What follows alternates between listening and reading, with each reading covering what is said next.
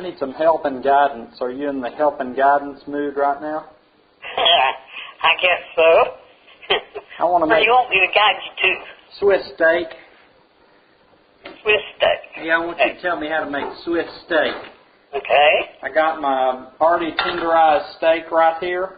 Mm-hmm. And it's already been tenderized, and I've got some flour and some salt and some pepper. Anything else I need to put in that bag to put on the steak? No, but I'll tell you what I usually do. I put the flour on the meat and kind of rub it in a little bit. Yeah. And then I tenderize it, and that makes it get into it, but that doesn't make any difference. You won't know the difference. Well, what I'm doing is I'm putting it in a Ziploc bag and jumping it around there so that it gets down in there.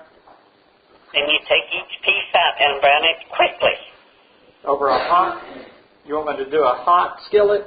Yeah. Okay. So, a hot skillet, brown it quick. Okay. Take it out of the bowl, and then, unless your fat gets awful deep, just leave it in there. What kind of fat you using? Or some kind of oil. Just doesn't make any difference? No. All right. As long as it's hot. Okay. Okay. Put chopped onion. Yeah. And pepper. That's about, I'd say a cup of onion, half a cup of pepper. Now, when I'm doing the meat, I take the meat out and then I throw that stuff in? Yeah, in the fat and saute it until it's kind of tender. And it's going to have all the flour left over and all that stuff from the meat. But that's good, isn't it? That's what makes it thick and good. Okay. And then you add one of those small cans of diced tomatoes or cut up, or some people use stewed tomatoes.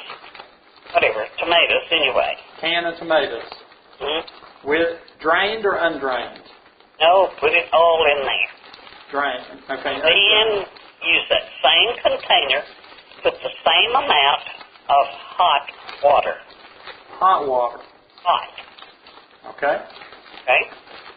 Put your lid on it, turn the fire down real low, and let it simmer forever. Now, do you add any flour to that gravy when you're making it?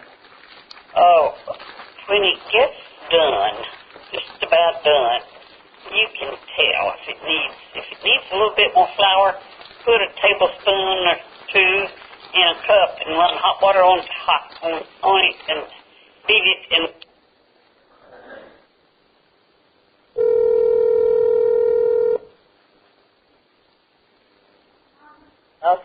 Sorry, I lost you there. Yeah. How long do you think it's going to take now for the steak to get done?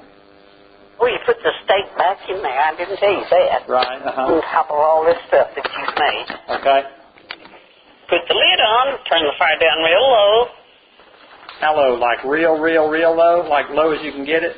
Yeah, just about as far as you can get it. You want it to simmer? Let it simmer for about, an hour. Okay. Won't hurt a thing. Will it actually make in an hour, or is it going to be like 2 hours before it's actually good? No. I think an hour would be plenty. Let it get hot enough to boil first, and then turn it down real low, and it'll continue to boil just a little bit, down extremely low. Okay. And just let it tenderize. Okay. Now, when you get ready, when it's starting to get tender, if I think it's too soupy, what should I do?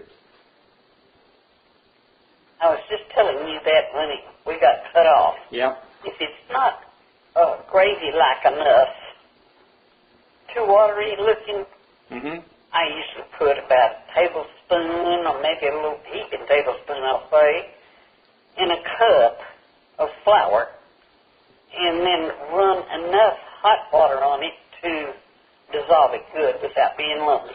Kind of make a paste out of it? Okay. And you just drizzle it over it, and it'll make more like gravy. Okay, and usually taste it for salt at that time, don't you? Yeah.